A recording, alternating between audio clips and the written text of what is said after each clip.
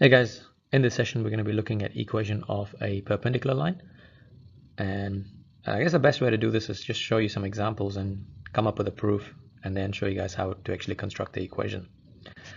Alright, so first up what I've got here is three examples here.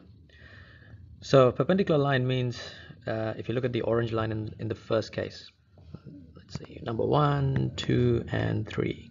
So in the first case, the orange line and the red line, it's perpendicular because the angle that the red line is creating with orange line is actually 90 degrees. Now, if you have a look at the gradient of the orange line, because this one's nice and simple, you can see that the gradient for the orange line is actually positive 1. All right, so let's see, orange gradient is equal to positive 1. Now, if you look at the red gradient in the first situation, it's actually negative 1. Okay, so that's the first thing that I want you guys to pick up. Now, in the second example, if you look at the orange gradient, you can see that it's 1 over 5. So sorry, 5 and 1. So the gradient is actually positive 5. And if you can look at the red one, it's actually 1, 2, 3, 4, 5. 5 across and 1 down. So the red gradient in the second case is equal to negative 1 over 5. In the third case, we are looking at the orange gradient. So the run is 3 and the rise is 1. So we have 1/3 as the orange one. And the red one is 1 across and 3 down. So it's negative 3.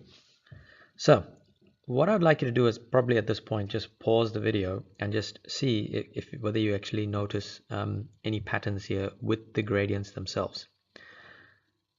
Pause right now. Okay, I'm assuming you paused, you had to think about it.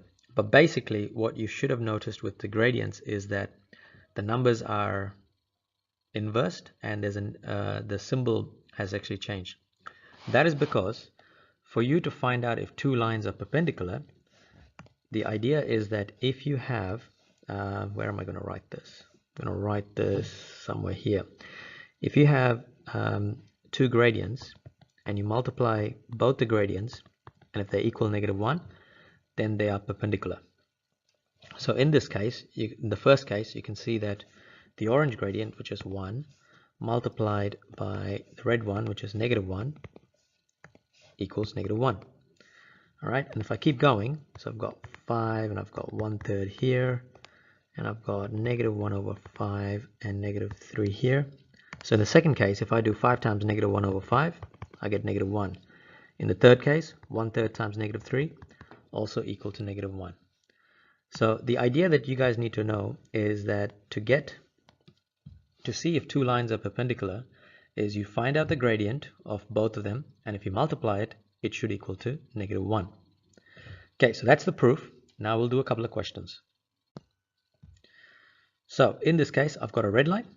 What I'd like to do right now is find a perpendicular line that's going to go through 3, 3. So I'm looking for the equation of the green line. So as usual, the first step is I find out what the red line's gradient is. So with that one, I've got y2 minus y1 divided by x2 minus x1. So I've got 5 minus 1 divided by 2 minus 0. So I have a gradient of 2. So what then I have to do is I've got to take the red gradient and I have to multiply it by the gradient of the green line, which should equal to minus 1. Now the red one is 2, so 2 times the green gradient, which is perpendicular, equals negative 1, which means, rearranging this, I'm going to get the gradient of the green line is going to be negative half. Okay, so because the perpendicular line's gradient is negative half, now I can actually construct the equation where I've got y minus y1 equals m times x minus x1. So I'm using the points 3, 3. My gradient is negative half, x minus 3. So what I have is y minus 3 equals negative x over 2 plus 3 times half is 1.5. So I have y equals negative x over 2 plus 1.5 plus 3. So the equation of the perpendicular line is y equals negative x over 2 plus 4.5. Okay, I'll do one more example. So in this case, I've got a blue line. Now I would like to find out what the equation of a perpendicular line is going to be that's going to go through 0.46. So as usual, the first thing I do is actually work out what the blue line's gradient is.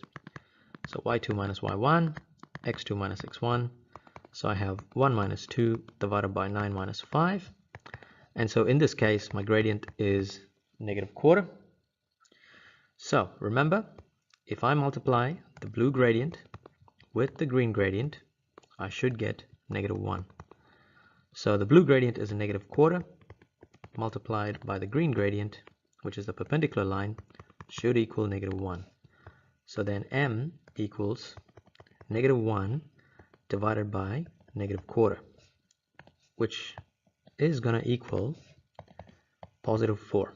So the gradient of the green line is positive 4.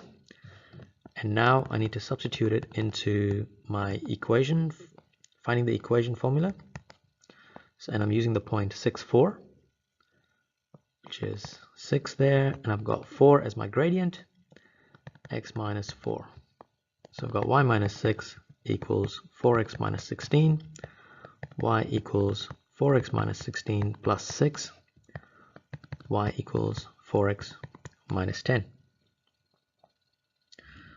And that, ladies and gentlemen, is how you find equations for a perpendicular line given a line. Yep, that's it for this session. Thank you for watching.